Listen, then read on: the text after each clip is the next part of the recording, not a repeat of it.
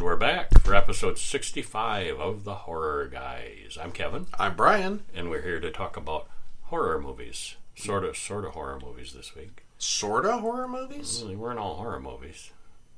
We were led to believe because Hammer's supposed to be, horror, and this one wasn't a horror movie, really. If you were in the 1965s, it would have been terrifying. Today, it's alienists, just stupid. Psychologists, alienists, it was scary. The most terrifying thing in the late 1960s were psychiatrists. Not nearly as scary now, like at all. Yeah. This movie wasn't. Insert Scientology joke here. So anyway, let's talk about these movies. All right. Well, we've got some more great modern horror. We'll begin with the brand new indie film, M.O.M, Mothers of Monsters, which is releasing the same day as this podcast. We'll also climb over to where The Spider-Woman Strikes Back from 1946. We'll take in a little bit of Hysteria from 65, and then devour some Chawz from 2009. Or Chaw, as it is sometimes known as. Or if you're Korean, Chawoo. Yes. Yes. It's got 3 alternate titles. Here I think it was released as Chawz in the United States. It was Chawoo in with Korean. Then it was released Chawz, widely as Chaw. C-H-A-W-Z. And now with the Z on the end. And you'll find out why it sounds like Chawz when we get to it. Mm-hmm. So, are you ready? Go. Okay, well, here we go.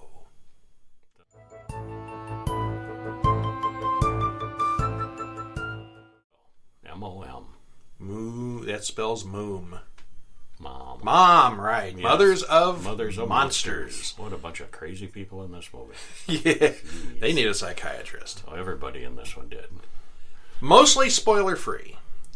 Directed by Tusha Lyman, written by her also, stars Melinda Page Hamilton, Edward Asner, and Julian de la Salle. And there's a link in the show notes if you want to take a look at this one. Ed Asner's ancient now, isn't he? He looked it in this movie. He's up there. How old is Ed Asner? 692. Oh, he is not that old. Do you know he was the actor in Up? Everybody knows that, yes. I think so. We'll talk about something. He was old then. Yeah. Okay, born in 1929, so yeah, that's why he looks about 80, because he is 81. Good math. Okay. No, that's 1929. Didn't know if you had your phone, you could just, how old is it? How old is Ed? So what, 90 to what? He's 90. Ancient. Yeah. And looks at, you just count the age spots. All right, well, this film releases on March 13th, so you may have trouble finding it if you're right on top of the podcast, but it'll be out real soon if it's not. They were nice enough to let us see it early. Yeah. We start out with a mother watching an old video of when their very young son killed some animal. Did you do this on purpose? And the little kid looks up and says, what's on purpose? He's too young to even understand. But now we flash forward, and now that Jacob has gotten older and weirder, his mother has started recording his outbursts on video. She says that he destroyed 7 pairs of her high heels because he didn't like the sound high heels make. Oh, who does? Jacob has another story, that she was drunk and cut up her own shoes. And we can see on her computer that she has hundreds and hundreds of short videos of things he's done. She suspects that Jacob is going to... She can't even say it. He has an architect's drawing of the school floor plans and a bunch of gun magazines. And she's kind of doing a video diary, talking to us. Yeah. And recording, talking to the camera. And all her little videos are filed under the folder M.O.M, which stands for Mothers of Monsters. Yeah. Well, she tells the camera all of her concerns and then walks us through his bedroom. She wants to show us what's in his closet, but the door is locked. Always a bad sign when you lock your closet door to keep your mother out. She sets up a hidden camera in the living room so she can record better shots of her son. Candid shots. Yeah. Yeah. Well, she takes away his PlayStation, and he realizes almost immediately that she's recording the whole thing. He freaks out about it, but soon apologizes and cleans up the mess himself. The psychiatrist seems more interested in talking about the mother than the son, so she fires the psychiatrist. Jacob seems completely normal to other people, and she says he's a very good actor. She later goes through his medicine chest to show us all his various drugs, and she samples some of his Adderall. Abby explains that way back, something happened to her baby brother, something that even her own mother doesn't want to talk about. The real question becomes obvious very quickly. Who is the crazy one, Jacob or his mother? Did you like it? Yeah. Yeah, I thought it was pretty good. Yeah. Mm-hmm. Yeah. And, yeah. Yeah, it was good. It kind of makes you wonder. Well, you don't wonder it at the end. Who's the crazy one? Well, the production value here... Not going to tell you. The production value here is top-notch. The film is well shot, well acted, and looks really good. Yeah, it does. Unlike most indie films, the sound here is very good. That's one of the things that usually messes up a lot of the films. Mm-hmm. And it really doesn't drag very much until the closet scene late in the film. Yeah. Which I thought went on did just seem too long. A little bit too long. Yeah. I don't know what I'd cut out, but it just seemed like a really long scene. Yeah, a little bit.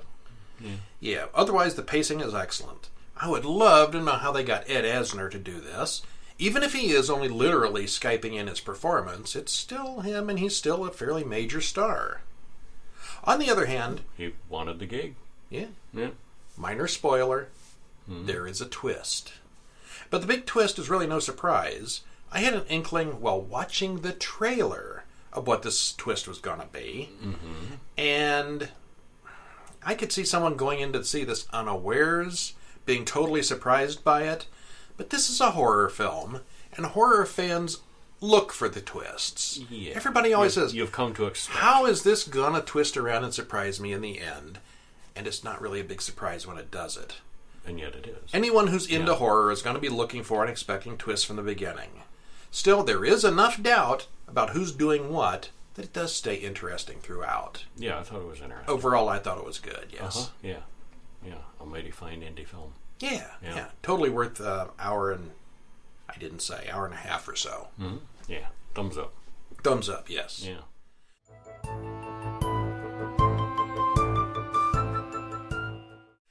Okay. But then there's the next movie. We go from a mighty fine indie film to a complete lame-o waste from a big studio. Hammer Classics' Hysteria from 1965. You know, I think they said, hey, this Hitchcock guy is hot right now. Let's try to copy him and copy his work. That's exactly what it looks like from the credits in the beginning to the very end. It's Hitchcockian, but it's not Hitchcock.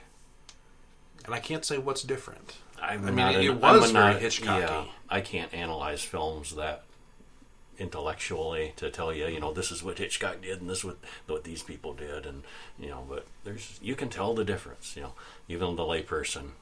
It's not. But as a black and white, you know, kind of mystery and, you know, and very amnesia 60s. and medical and, you know, all the Hitchcocky things. Yeah. But it wasn't Hitchcock. It was a Hammer film trying to be whatever. You know. Directed by Freddie Francis. Written by Jimmy Sangster. Stars Robert Webber, Anthony Newlands, and Jennifer Jane.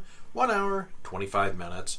There is a link in the show notes if you should choose to subject yourself to this. Well, Chris is an American, telling his story to what appears to be a psychologist. He doesn't remember anything before 4 months ago when he found himself on the side of the road. He was injured in a car accident.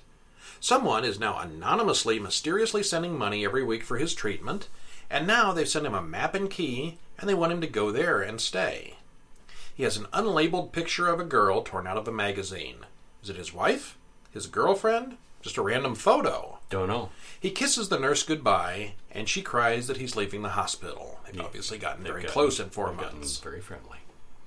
First, he hires a private detective to find out who the woman is, who the benefactor is, and most importantly, who he is. He takes a taxi to the address on the card, and it's the penthouse suite in a large building that's still mostly under construction or remodeling. And it's a really nice apartment. Yeah. It's a very 1960s apartment, straight out of Mad Men. Because it's 1965. And I was thinking, that looks like Don Draper's apartment. Oh, yeah. It does. Uh-huh. Yeah, big money and Yeah. And we take a long and lingering walk through the place. It takes like 5 minutes to walk through this apartment and see everything. They were proud of that apartment. It's big, yeah. And the layout is kind of important later on. Yeah. Well, that night he hears a screaming fight in the next door apartment, but the rooms over there are under construction and no one lives there. So It's a mystery. He hears the elevator go down, and he chases it down the stairs, but he never finds anyone. He tracks down the girl in the photo, and it turns out she was murdered several months ago. Stabbed repeatedly in the very penthouse where Chris is staying. He then sees that same girl on the walk home, alive and well. See, so there's a bit of a mystery going on. Like no one else like sees Hitchcock her. would do. No one else sees her or the car. Is he insane? Or somebody trying to make him think he is. Or, as the title says, is he just hysterical? The detective comes by and says that he's quitting the case. He's talked to the psychiatrist, who told him that Chris is unreliable and may be seeing hallucinations.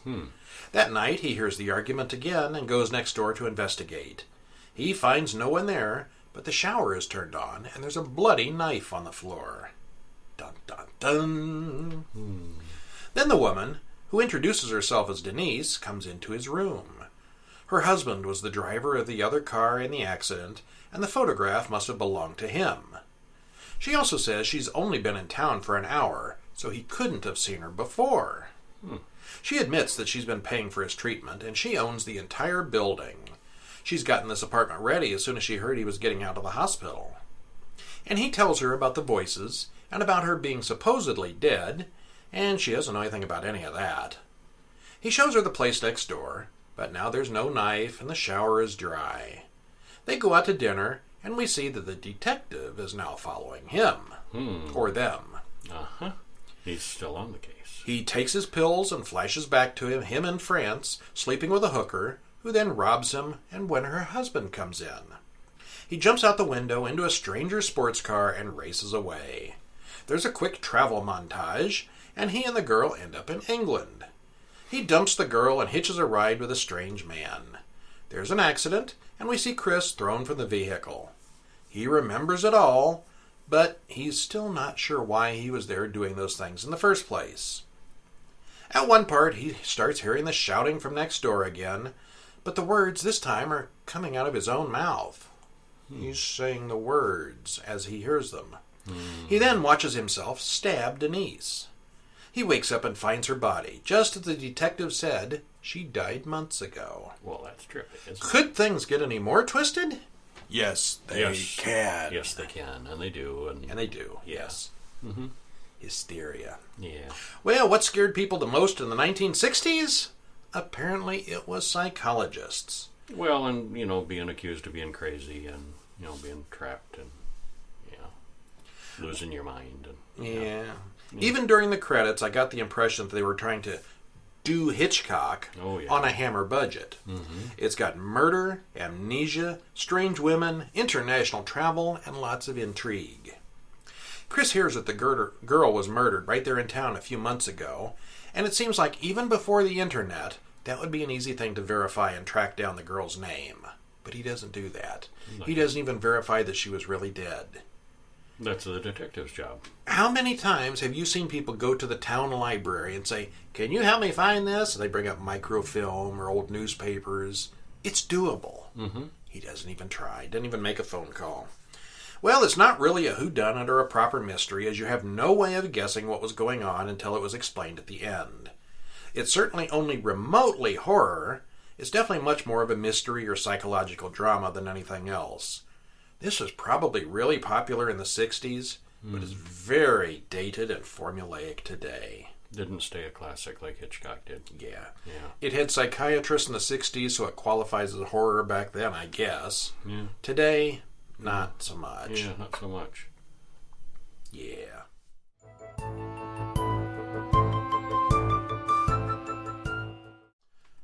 Well, you want to watch a short? Sure. What is it? Daddy's Girl. Daddy's Girl from 2020. She's a good girl. Directed and written by Jed Hart. Stars Stephen Patton, Amelia Childs, and Ben Worth. 10 minutes and 39 seconds. YouTube link below. Alright. Did you like it? Yep. Yeah, I thought it was good. Yep, this is one worth checking out. It doesn't explain it. It really doesn't explain anything, but it's very creepy. A girl rides her old bicycle down a dirt road. Meanwhile, a policeman leaves the station and begins the drive home. He gets a phone call in the car, and soon he loses the cell signal, which is never a good thing in these films. But it always happens, doesn't it? Yeah, he gets distracted, of course, and almost runs over the bicycle, which is now laying in the road. There's no girl to be found. See, I thought he hit her, and she'd find her off in the bushes somewhere, and maybe that's what he thought, too. Mm-hmm. No, that's why he that's followed not what the happened. trail. Yeah.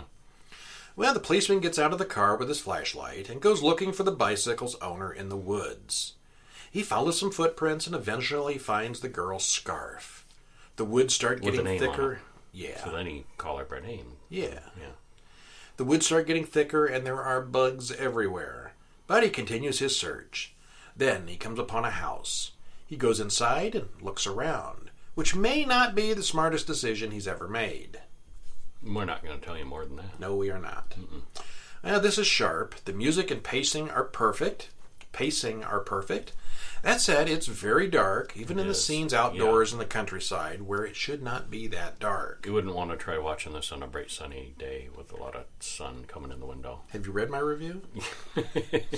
You know from the beginning that something bad is going to happen, but it just does not go the way you'd expect. It's very creepy, moody, and well done. Just be sure to watch it in a really dark room. Yes. Yeah, I don't know if the whole thing's got a black filter on it to make it look darker. Even darker than dark? It was darker than it should have been, I think. Yeah.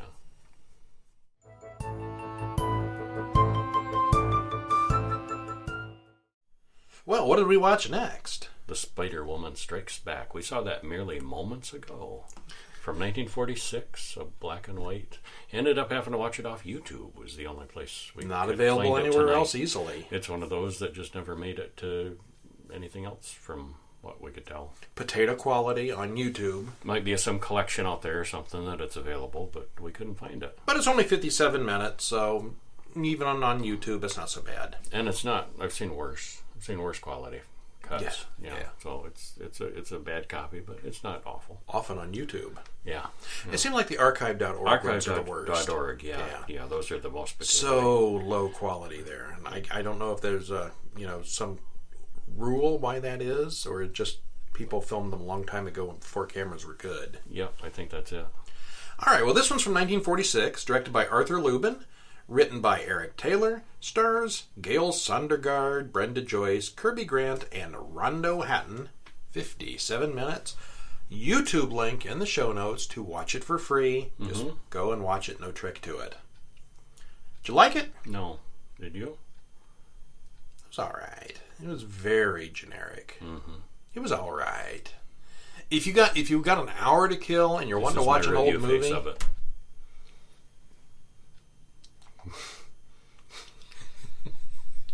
okay, wow, That says it all. alrighty. If you got an hour to kill and you're wanting to watch an old movie, there are worse ones to watch. This is definitely a kill an hour type movie. It was entertaining, but it was very predictable. Well, Jean comes in on the bus and runs into Hal on the street. She's going to work here in the little town of Domingo, a population of 1492. That's a little town. She's going to be Miss Zenobia's caretaker. Zenobia's doctor ordered her to take a rest, and Miss Zenobia keeps going through caretakers in rapid succession. It seems Zenobia caught some strange affliction in South America, and now she's blind. Jean's doctor ordered her to take a rest. You misspoke. Yes, she did. Yeah. And so she's off to this idyllic little town for a cushy job assisting a blind person. Gonna sit in the little town and watch the tractors go by. Yep. And read to the blind woman. Reading the tractors go by. That's a lead into the next movie we're going to be talking about. Yeah, so she was in South America, caught some weird tropical disease, which, I don't know, made her blind somehow, and she's back. Well, Jean goes to meet Zenobia, and she's already afraid of Mario the creepy butler. Things appear to go very well between the two women that evening. And Mario the creepy butler on IMDb, if you look it up, it's Mario the Monster Man is what he's called. They never call him that in the movie. I don't know where that came from. But wow, nice. Yeah. The next morning, Jean comes down for breakfast, and she says she slept really well. And the previous nurse left because she didn't like Mario, but Zenobia won't get rid of him because he'd never be able to find work elsewhere. And besides, the nurse really left because she married some guy down in Florida. And have you said who that? Who plays the? And Mario why, is Rondo and Hatton. why he's got that name? You know.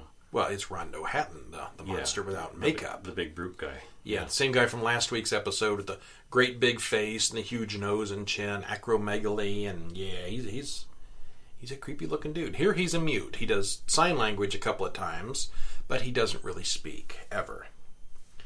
Okay, so yeah, she won't get rid of him because he couldn't find work elsewhere. Mm-hmm. Jean then mentions that she's attached and isn't going to run off to get married. Nobody even knows I'm here, she said. Except for Hal. Never go to a little town and tell people that. Except for Hal, yeah. Hal knows. Yeah. That night, Jean drinks her spiked milk like a good girl, and then here's... And we had no inkling that was spiked, you know. No, never saw that coming. Not obvious at all. Here, drink this milk. It's good for you. And she hears tapping coming from inside her bedroom wall. Tapping, just like a blind woman with a cane. Mm-hmm. Which, as we'll see later, she's not really blind, so what was the point of that tapping in the walls? I don't know why she was doing that. Just a bit weird, I guess. Because we didn't know at this point that she wasn't really blind. Well, I guess it was just to fool us, not her. Yeah, I guess. But she kept doing it. She did it after, too. Well, didn't she do it again one more time? Probably. Yeah. Yeah. It's got issues. Weird and excessive, yeah. Okay, Zenobia then comes into Jean's bedroom after she goes to sleep and takes her blood. Afterwards, she can see. She likes feeding spiders to her meat-eating plants. Well, and not then afterwards she can see. Well, she could see the whole time. At the time, I thought that she did something with the blood and made it cure her vision. No, she was faking the whole time. It was clear when she was drawing the blood out, she was looking at the syringe and various things, and yeah. I didn't pick it up right away, but yeah, it becomes obvious later. Big old faker. That's what she is, a faker. Which, there's got to be easier ways to get blood than pretend you're blind all day. Afterwards, she can see. She likes feeding spiders to her meat-eating plants, and then she feeds the blood to her plants as well. That's the purpose of draining Jean's blood. She wants to feed it to her plants. Of course, there's animal blood. Take a little bit from Rondo and a little bit from herself. She didn't have to keep killing the servants. But she's evil. Yeah, she is. And her plants are thirsty, thirsty, thirsty. She mashes up the blossom from one of the plants and makes something with it. This then goes on for several days, being repeated. Mario the butler starts to like Jean and doesn't want her killed like the others. Random cattle in town start dying, but there's no disease that anyone can find. They suspect that the milk is poisoned, because a little boy dies who drank a lot of milk. Yeah, the milk from the cows. The cows are eating something that's poisoning them and giving poison and passing it on to the cow. Yeah, the cows are not drinking milk. The cows are giving poisonous milk. Yeah. Wait, the cows make the milk? They don't drink the milk first? That's why the one guy's daughter was sick. And yeah, they mentioned kids getting sick because they were drinking the cow. I'm messing with you. I've seen cows before. I know, and I'm totally ignoring it. Yeah. Okay, so Jean eventually refuses to drink the milk, and she stays up late one night. This is different milk. It's not the poison milk. It's drugged milk. Somehow, yeah. Sedative-laced milk. Yeah, so there's a lot of milk in this. So she sleeps soundly so they can draw blood at night without her noticing. Yeah. So she doesn't notice the sore arm in the morning apparently either, or the puncture wound or anything. 1946 is, I bet they probably didn't have such wonderful blood drawing equipment as they have today. It was a little cruder. Yeah. Well, you've seen them with the little pump thing that they use in those old movies. I would not want that. Yeah. Okay, so she stays up late, finds Zenobia's cane without Zenobia anywhere nearby. Does a blind person leave their cane behind? She then goes out looking for Zenobia, but does not find her. In town the next day, numerous farmers say that they're selling out because of the recent cow plague. Some farmers can't even sell their land for $1 an acre. Finally, Jean figures out that Zenobia is not blind at all. Zenobia shows Jean her plants and explains that her rare plants are creating a special, untraceable poison that she's been using to poison the cows and drive away the farmers. See, her wants to buy the land. Her family used to own all this land, and her uncle squandered it away, and she wants it back. So if you want to create a murderer, squander the family fortune. Zenobia tells Hal that Jean has left town, gone on the train. Actually, she's locked in the basement. Hal figures out that Jean didn't leave, And he just doesn't believe her is all. There's no evidence. And Zenobia knows that he knows. She orders Mario to burn everything, which he does. As the fire rages, the plants grab Zenobia and Mario, while Hal rescues Jean heroically. The two bad guys burn up, and the two good guys get married and run off. Yeah, these plants move. You can see the plants moving. When she's feeding them, the bulbs move to slurp down the blood. And when she was the spiders, and they were twining around her arm while she was feeding them, and she's like petting them, like, oh my precious this. And well, then when they're burning up, they latch onto her firmly and don't let her go. Did you find any good trivia on this one? No, I didn't. Okay, well, I did. Okay, what did you find? Well, several years earlier, there's a Sherlock Holmes story. Curse of the Spider Woman, or something like that, yeah. Which had the same woman who is Gail Sondergaard as the Spider Woman. And apparently she was a very popular villainess in that movie, and she did something with spiders in that one too. And it really blew up. It was a really big hit. And I guess Rondo Hatton was in that one as well. So it was the two of them were both in that. And they tried to cash in on this, didn't they? And this was the same two actors, completely different characters, completely different plot, completely different name, but it had the two actors. Woman. And she played with spiders in both movies, so they called this Revenge of the Spider Woman. And I guess audiences were not pleased. They were not amused. They were expecting a legitimate sequel, and this was just a cash grab with the actors. Did not go over well. Bastards. Where you go read the reviews, half and half. Half people enjoyed it, half people really tear into it because they were expecting something else. And Revenge of the Spider Woman, that sure sounds like a sequel. Implies a sequel. I know before we watched this, I double and triple checked to make sure, wait a minute, where's the first one? There's not. No. Okay. It's a Sherlock Holmes, it's not a horror. Well, all this trouble for a real estate scheme. Lex Luthor would be proud. You'd think if the plant simply needed blood, that there would have been an easier way to do it. Really, would you want to play blind like 19 hours a day, pretend to be blind just so you can feed your plants? And what happened after she bought up all those other farmers' lands? Suddenly she was going to be able to see again? Yeah, she said that. Yeah, she said after I've acquired all the land, I will miraculously regain my sight. Yeah, she did. Yeah, miraculously. Yeah. Oh, well. Well, Gail Sondergaard is really creepy as the smarmy and evil villainess, and smarmy's a good word for her. She's all, Rondo Hatton is there to watch, but he doesn't say a word and could have been played by just about anyone. Yeah. Jean and Hal are played by generic, good-looking young people, but are completely forgettable otherwise. I don't remember what their name of the actors were, and they never really did much anything that I've seen afterwards, so, okay.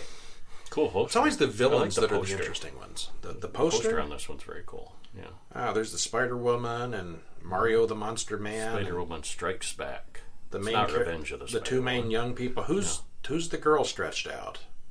That's nobody. Oh, that's supposed to be the young gal. You mean her? Yeah, I think so.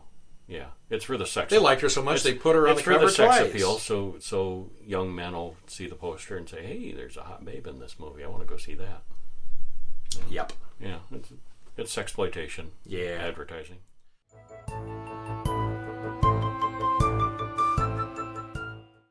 Well, speaking of hot babes in films, how about Chawz? How about You like your Chawz? girls porky? Yeah, no, and don't call me Porky. Real big. Yeah, this is about a giant hog. Yeah, a boar. Like Hog Hunters last week. But it was a pretty good movie. It wasn't a boring movie. No, this was good. This is called Chaw, or Chawz with a Z, C-H-A-W-Z. Chawz rhymes with what? Jaws. Yeah, it does. From 2009. It's Korean subtitled, but it's really good, even if you don't like subtitles. Directed by Jung Wong Shin, and written by him and Kim Young Shol. Stars Tai Woong Yam, Seong Kwa Ha, and Yu E Ha. It's worth it watching these Asian movies Just so I can to say hear the you names? say the Asian names. 2 hours and 1 minute, YouTube link in the usual place. Or Amazon link in the usual place. All right. Did you like it? Yeah, I did. I did too. Yeah, this I was good. Liked this one quite a bit. Surprisingly humorous. Hollywoodish. Yeah. It was well lit, very well produced, and very funny. Yes. Mm-hmm. Yeah, actually, if you we saw this on Tubi. Dark comedy. Tubi is a free app. I guess you can watch it on your phone or your iPad or your computer, and we watched it on the Apple TV. And there's commercials. They have commercial inserts. I think there was 2 commercial breaks in the entire movie, and they were both for like detergent or something. They weren't bad. Yeah. But yeah, there's a link below to pick it up somewhere. It's worth it. Yes, it is. Okay, so we're told early on through news reports as credits roll that wild animals are being abused and hunted by poachers, and their food sources are drying up. Then we see a man fall down a ravine and find a dead body. He pulls a gold ring off the man's finger, but then is attacked and eaten himself. The next morning, the police are on the scene. The dead body was just buried 2 days ago, but someone dug him up and moved him. Something dug him up. Well, it's moderately fresh meat. And it turns out this is Officer Kim's last week in Seoul. He's accidentally been transferred to a small country station. He filled out his transfer form. He asked him, where do you want to go? And he put any. For, his second choice. Who does that? Anywhere, yeah. Anywhere but here. So they send him anywhere. Yeah, this is a town of like 100 people and nothing happened. Everybody keeps joking that he's there to watch the tractors. At dinner, he finds a pig tooth in his dinner, and we see just how big that pig tooth is. It's like that big. Yeah. Then we see a girl run her bicycle off the road, and she hears the monster and runs away, right into the path of an oncoming truck. The 2 drivers of the truck are drunk and don't want to get caught, so they throw her not quite dead yet body down the hill, and she wakes up just as the creature is dragging her away and eating her. Yeah.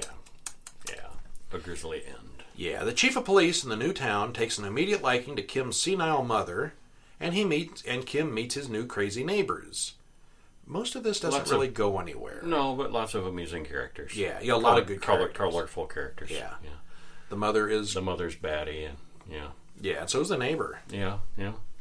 Well, the police find the girl's body half-eaten, and the autopsy says it was done by a large animal.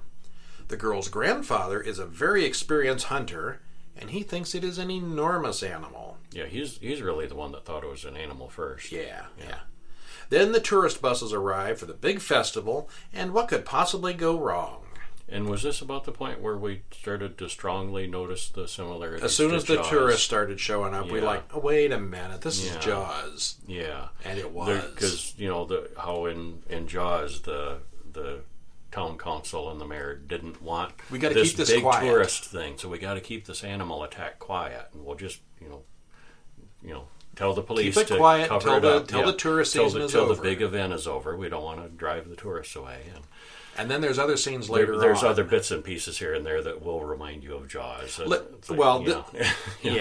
It doesn't take long until we find out what could go wrong. Yeah. Could it be a giant boar that has developed a taste for human meat? A squad of hired mercenary hunters arrive, and things go about like you'd expect. And that's where my details. That's where my details stop. We're going to need a bigger boat. No, they're not on a boat. But there's a scene later on where they kill a boar. And they all swear, this is the one, this is the one. Like in Chawz, where they caught the shark, and it was the smaller shark. And the hunter's like, no, this boar is too small. Let me cut it open and look at its stomach. And we so wanted him to pop out a license plate. All he did was pop out live chickens. Yeah. Or dead chickens. And other things. Yeah. Too. No license plate. No license plate, but it was a perfect opportunity for it. Yeah. You could go beat by beat through Chawz and lay it over this movie, and it's the same. They just changed the details. Yeah. Yeah, well, there's a lot of humor here. The cops repeatedly falling down the hill, the fish in the pot that wouldn't die, the hand that wouldn't let go of the magazine, and all that was just the first 20 minutes. The story has really strong parallels to Chawz. Wouldn't go as far as to say they plagiarized it, but boy, they took the outline. They took the outline and changed a few details. They crossed out shark and put in pig. Ocean, mountain. Yeah, this is Chawz in the hills. Boat, but truck. It's good. It is good. Yeah. The village elders try to cover up the deaths just as tourist season starts. It's all brightly lit, clear, and very funny. The humor comes through clearly, even with subtitles. And yet, it's Sometimes, still grim and gross too. There's plenty of blood and gore. And, yeah. yeah. Sometimes you miss the so-called humor because it's subtitled and you're busy reading. Nah, you get it all with this. Mm-hmm. This is really, really good. The horror aspects of the film are all done completely seriously. It's a serious horror film, but there's just so much silliness going on in the background that it stays really funny and humorous. Yeah. Totally a thumbs up from me. Yeah, me too. Yeah. All right. Okay. So.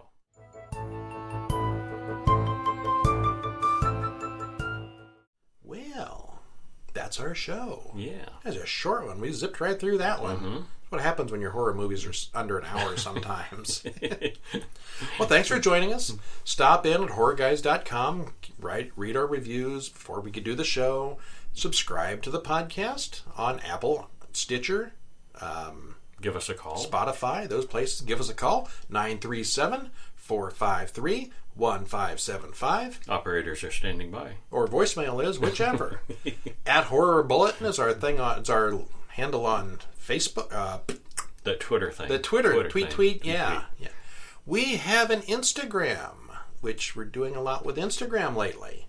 And that is Horror Bulletin is the handle for that one. We've still got some things with Horror Bulletin going. Are you ready for next week? I'm ready. Yeah, next week. What are we going to watch? We are going to watch the really, really old Behind the Mask from 1932, which I think is Boris Karloff. And then peek in on The Nanny from 1965. I don't think there's psychiatrists in that one. As well as two indie films. 2 indie films. To be announced. Yeah. We actually have 3 or 4 of them. We're going to pick the good ones. So we can't tell you just yet which ones those are going to be. Because we haven't seen them yet. Right. Yeah. Because they're indie films and there's piling them up. So if you're a movie producer, we'd love to see your stuff. Contact us at horrorguysmail@gmail.com. And we are always looking for short films, Especially indie films. Especially when we can brag about being, seeing them early. We see all the bad movies like first. M.O.M. Well, that wasn't bad. No, it wasn't bad. No, I mean all the good movies. Yeah. What? It wasn't a bad movie. I was joking. Okay. Yeah. We do see some really bad indie films that you never hear about. We don't talk about those. Yeah, we do. We pretend those didn't. Well, we talk about them. But, Did you see that stinker? No. Okay. We're not going to be critics. We're going to be reviewers. So we've slammed some of them pretty hard. Suspiria. But that's they can take it. Possession. We're not going to slam an indie movie like that. Well, I tell you, if we had an indie movie as bad as Possession, that'd get a 0 on our scale of 1 to 10. Yeah, but we wouldn't review it. We'd make a new scale. It's off the charts. We need a new chart. Need a new chart. Okay, well, I'm Brian. I'm Kevin. We'll see you next week.